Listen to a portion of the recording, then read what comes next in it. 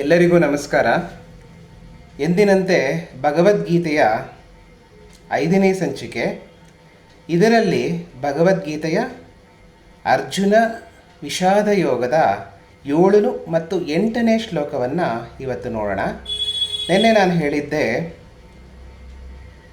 ದುರ್ಯೋಧನ ದ್ರೋಣಾಚಾರ್ಯರ ಹತ್ರ ಬಂದು ತನ್ನ ಒಂದು ಸೈನ್ಯದ ಮತ್ತು ಪಾಂಡವರ ಸೈನ್ಯದ ಅತಿರಥ ಮಹಾರಥರನ್ನು ಒಂದು ಲೆಕ್ಕ ಮಾಡ್ತಾ ಹೋಗ್ತಾನೆ.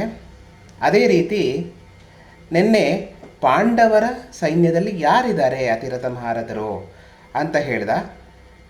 ಇಂದಿನ ಸಂಚಿಕೆಯಲ್ಲಿ ಅವನು ಹೇಳ್ತಾ ಇದ್ದಾನೆ 7ನೇ ಶ್ಲೋಕದಲ್ಲಿ, ಅಸ್ಮಾಕಂತು ವಿಶಿಷ್ಟಾಯೇ ತಾನ್ನಿಬೋಧ ದ್ವಿಜೋತ್ತಮ ನಾಯಕ ಮಮ ಸೈನ್ಯಸ್ಯ ಸಂಜ್ಞಾರ್ಥಂ ತಾನ್ ಭ್ರಮೀಮಿತೆ ಅಂತ ದ್ರೋಣಾಚಾರ್ಯರಿಗೆ ಧೈರ್ಯವನ್ನು ತುಂಬಕ್ಕೆ, ದ್ರೋಣಾಚಾರ್ಯರಿಗೆ ಒಂದು ಹುರಿದುಂಬಿಸೋಕ್ಕೆ, ನಮ್ಮಲ್ಲೂ ತುಂಬ ಜನ ಸೈನ್ಯ ಬಲ ಇದೆ, ಅರ್ಜುನನಿಗಿಂತ ಶ್ರೇಷ್ಠ ಬಿಲ್ಲಾಳುಗಳು ನಮ್ಮಲ್ಲಿದ್ದಾರೆ, ಭೀಮನಿಗಿಂತ ಶ್ರೇಷ್ಠವಾದ ಪರಾಕ್ರಮಿಗಳು ನಮ್ಮಲ್ಲಿದ್ದಾರೆ ಅಂತ ಹೇಳೋಕ್ಕೆ ದ್ರೋಣಾಚಾರ್ಯರಿಗೆ ಹೇಳ್ತಾನೆ.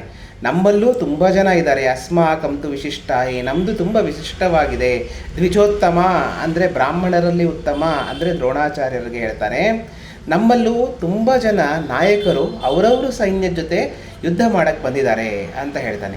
ಅದರಲ್ಲಿ ಮೊದಲಿಗರು ಮುಂದಿನ ಶ್ಲೋಕದಲ್ಲಿ ಹೇಳ್ತಾನೆ. 8ನೇ ಶ್ಲೋಕದಲ್ಲಿ, ಭವಾನ್ ಭೀಷ್ಮಶ್ಚ ಕರ್ಣಶ್ಚ ಕೃಪಶ್ಚ ಸಮಿತಿಂಜಯ ಅಶ್ವತ್ಥಾಮ ವಿಕರ್ಣಶ್ಚ ಸೌಮದತ್ತಿ ಜಯದ್ರಥಃ ಅಂತ ಹೇಳ್ತಾನೆ.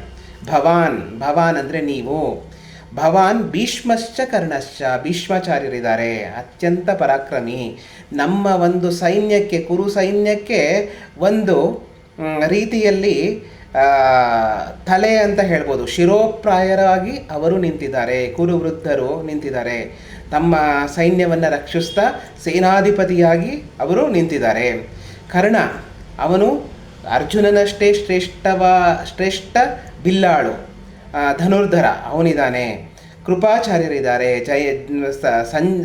ಸಮಿತಿಂಜಯ ಇದ್ದಾನೆ, ಅಶ್ವತ್ಥಾಮ ಇದ್ದಾನೆ, ವಿಕರ್ಣ ಇದ್ದಾರೆ, ಸೌಮದತ್ತಿ ಇದ್ದಾರೆ. ಇಷ್ಟು ಜನ ನಮ್ಮಲ್ಲಿ ಇದ್ದಾರೆ, ಇಷ್ಟು ಜನ ಅತಿರಥ ಮಹಾರಥರಿದ್ದಾರೆ. ನಾವು ಯಾರಿಗೂ ಹೆದರಬೇಕಾಗಿಲ್ಲ, ನಮ್ಮ ಸೈನ್ಯ ತುಂಬ ಜಾಸ್ತಿ ಇದೆ, ನಮ್ಮಲ್ಲೂ ಅತಿರಥ ಮಹಾರಥರಿದ್ದಾರೆ ಅಂತ ದುರ್ಯೋಧನ ದ್ರೋಣಾಚಾರ್ಯರ ಹತ್ರ ಬಂದು ಹೇಳ್ತಾನೆ.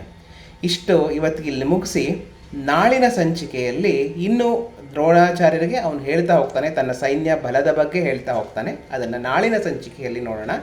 ನಮಸ್ಕಾರ.